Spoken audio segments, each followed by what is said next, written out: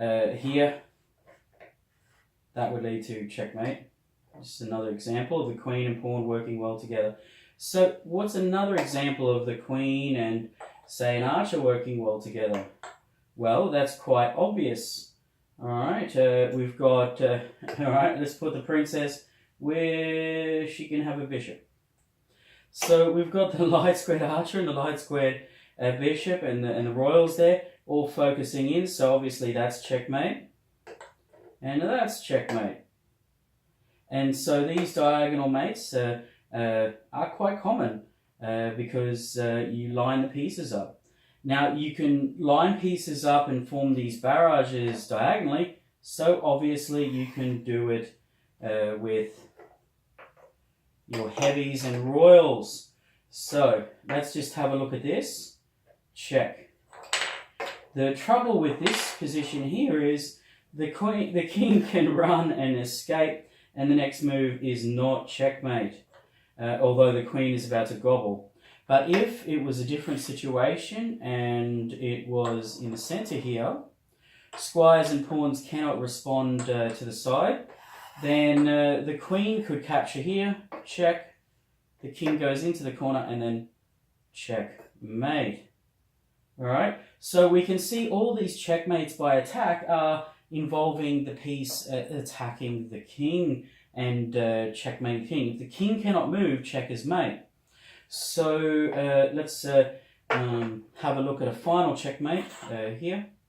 All right, once again using the power of these special pieces. All right, pawns. All right, put them this side. Okay.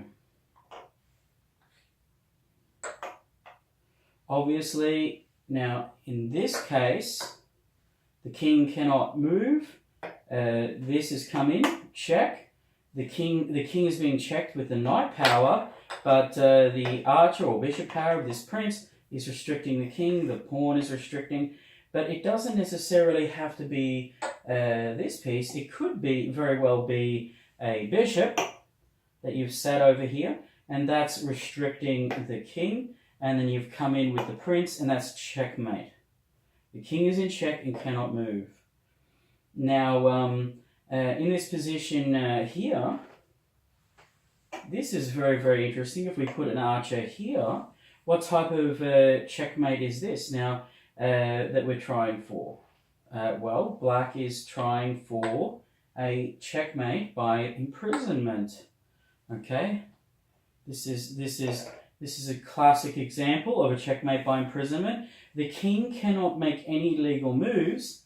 The archer is cutting him off, the pawn is cutting him off, and he cannot move any of these pawns, so the king is imprisoned. There's no other legal moves, so the king is dead. Checkmate by imprisonment.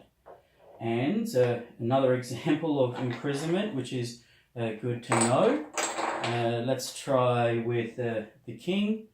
And let's do it with a rook. Okay, we see it in this position here. Now the king can move across and threaten the rook. So the rook does a waiting move. Let's just say he plays to the end. Now the king cannot play here. All right, the king cannot actually play here because of this king, and he cannot play here obviously because of the rook cutting off the lines.